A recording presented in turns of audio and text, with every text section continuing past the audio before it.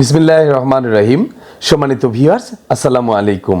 একাব্বার take চ্যানেলের পক্ষ থেকে সবাইকে স্বাগত জানাচ্ছি। আমি মোহাম্মদ একabbar হোসেন। ভিউয়ার্স, আজকের এই ভিডিওতে আমি দেখাবো কিভাবে আপনারা অনলাইনের মাধ্যমে সঠিকভাবে ব্যানবেস 2023 ফর্ম পূরণ করবেন। প্রতিটা স্টেজ সহজভাবে দেখানোর চেষ্টা করব ইনশাল্লাহ। এজন্য আপনাদেরকে অনুরোধ করব ভিডিওটা শুরু থেকে শেষ পর্যন্ত দেখবেন এবং দেখে ভালো লাগলে অবশ্যই লাইক, শেয়ার এবং কমেন্ট করবেন। আর আমার চ্যানেলের সব আপডেট ভিডিও পেতে অবশ্যই চ্যানেলটিকে সাবস্ক্রাইব করে পাশের বেল আইকনটি অন করে রাখবেন।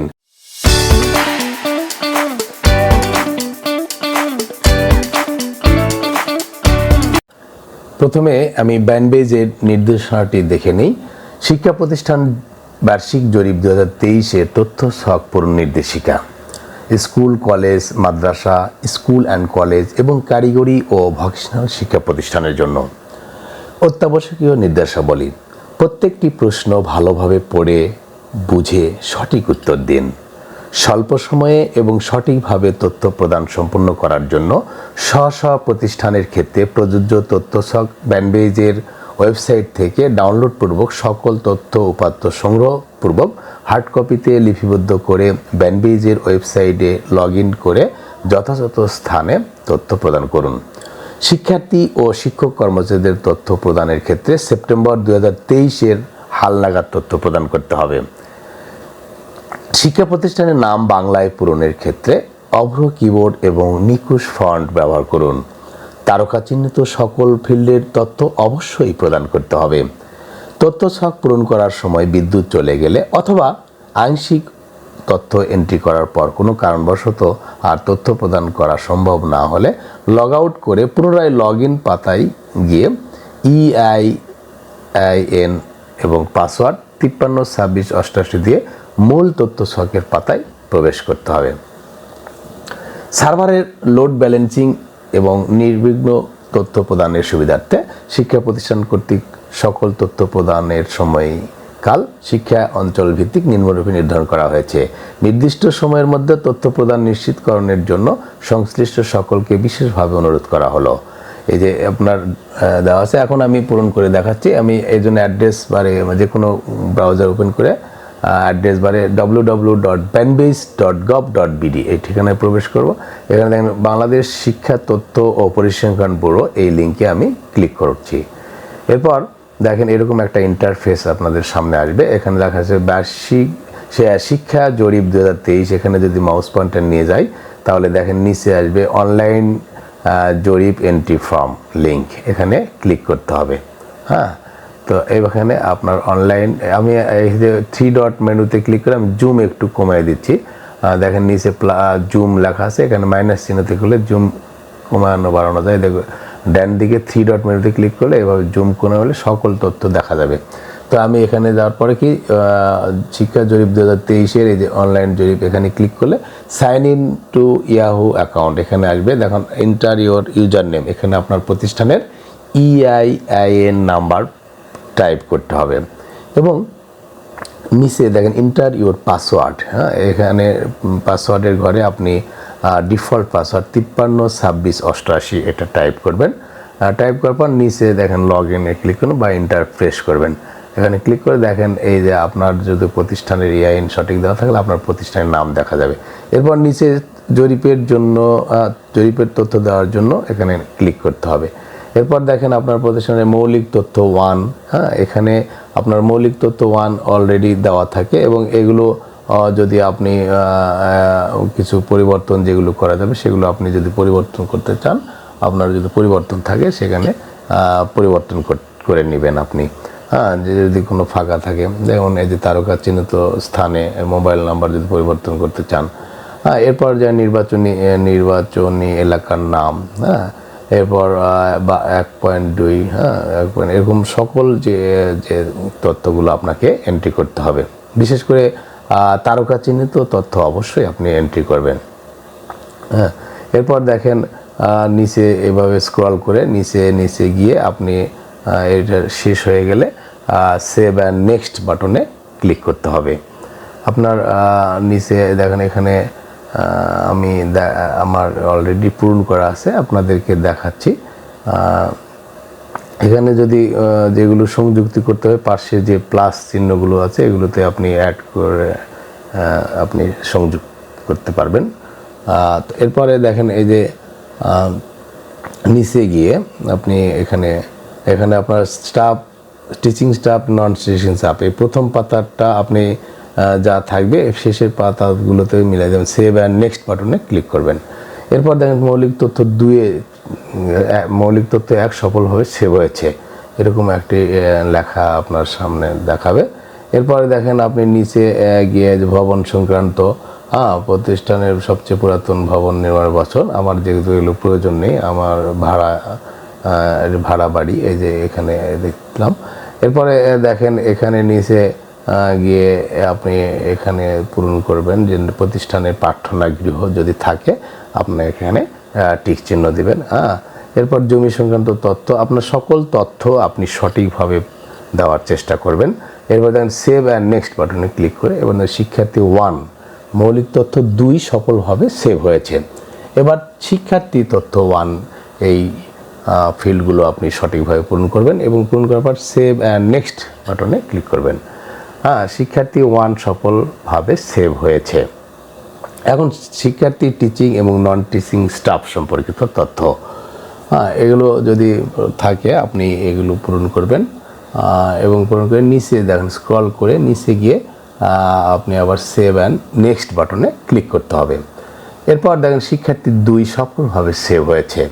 শিক্ষার্থী 3 অপশানে আপনি দেখেন এখানে ধর্ম সংক্রান্ত যে বিষয়, আপনি যদি একাধিক ধর্মের থাকে, যেমন ইসলাম ধর্ম থাকতে পারে, মুসলিম ধর্ম, তাহলে আপনি এখানে ক্লিক করে অ্যাড অপশানে ক্লিক করে, যেমন ধর্ম মুসলিম, আমার থাকলাম মুসলিমের সিলেক্ট করার পর কয়টা কোন ক্লাসে কয়টা মুসলিম আছে আপনি এটা পূরণ করবেন করে, এবং আরও যদি থাকে তাহলে যে অ্যাড অপশানে ডান পাশে অ্যাড অপশানে ক্লিক করে আপনি করলে আপনার যেখানে মুসলিম এটা কর্মজীবী দেখাচ্ছে, একইভাবে ধর্ম এটাও কর্মজীবী যদি থাকে দেখেন আমি অ্যাড অপশানে ক্লিক করে বিভিন্ন ধর্মের বিভিন্ন পেশাজীবীর ছেলে মেয়ে, আপনার ভূমিহীন যদি থাকে ভূমিহীন সন্তান এভাবে নির্বাচন করে অ্যাড অপশানেতে আপনি, আমার যেহেতু এগুলো নাই আমি এগুলো ডিলিট করে দিচ্ছি। দেখেন পাশের এই যে প্লাস চিহ্নতে ক্লিক করলে অ্যাড হবে, আর এই যে ডিলিট অপশানে ক্লিক করলে ডিলিট হবে। তো এভাবে যদি আপনার একাধিক ক্যাটাগরি থাকে তাহলে আপনি এভাবে প্লাস চিহ্ন দিয়ে আপনি অ্যাড করে নিয়ে আপনি দেন পাশে যদি নিয়ে যান তাহলে যে অ্যাড অপশান থাকবে। তো এভাবে আপনি পূরণ করবেন। আমি এটা স্কিপ করলাম। যেমন এরপরে দেখেন ক্যাটাগরি আপনার কর্মজীবী, এটা একটু আপনাদেরকে দেখাই। দেখেন এখানে নিচে গিয়ে এই যে এবার কর্মজীবী, এটা তারপরে চাহিদা সম্পন্ন যদি থাকে, বিশেষ চাহিদা সম্পন্ন আপনি ঠিক ছিলেন। এরপর সেভ অ্যান্ড নেক্সট বাটনে ক্লিক করব। দেখেন সেভ অ্যান্ড নেক্সট বাটনে ক্লিক করার পর দেখেন শিক্ষার্থী 4 কারিগরি জেএসসি এইচএসসি ডিপ্লোমা স্তরের বিষয়ভিত্তিক। এরপর এই যে এখানে অভিভাবকের পেশা, এখন যদি আপনার প্রতিষ্ঠানের বিভিন্ন ধরনের পেশাজীবীর ছেলে মেয়ে থাকতে পারে, যদি ব্যবসায়িক থাকে ব্যবসায়িক দেওয়ার পর কোন ক্লাসে কয়টা ছাত্র দেওয়ার পরে যেমন অ্যাড অপশান আছে ডান পাশে প্লাস চিহ্ন। এরপর দেখেন আমি কৃষি শ্রমিক দিলাম, আবার অ্যাড দিলাম।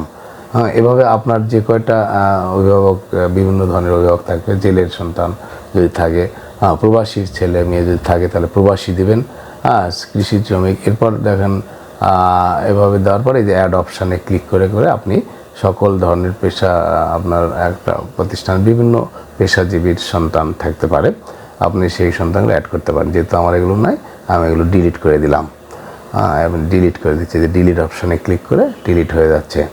তো এরপরে দেখেন নিচে যে আপনি সেভ অ্যান্ড নেক্সট বাটনে আপনি যদি এখানে অভিভাবকের পেশা এগুলো দেওয়ার পর আপনি সেভ অ্যান্ড নেক্সট বাটনে ক্লিক করব। সেভ অ্যান্ড নেক্সট শিক্ষার্থী 5 যেমন শিক্ষার্থী 4 সফলভাবে সেভ হয়েছে। এরপরে দেখেন নিচের ট্রেড, আমি ট্রেড সিলেক্ট করতে হবে। আমি আমার ট্রেড এখানে, যেমন আমি এখানে ক্লিক করলে এখানে আসবে, এখানে স্ক্রল করে আমি 76 যেটা কম্পিউটার অফিস অ্যাপ্লিকেশান, এই ট্রেডটা আমি খুঁজতেছি। আমি এই ট্রেডটা সিলেক্ট করতেছি। এবার ইচ্ছা মতো আপনার যে ট্রেডের বা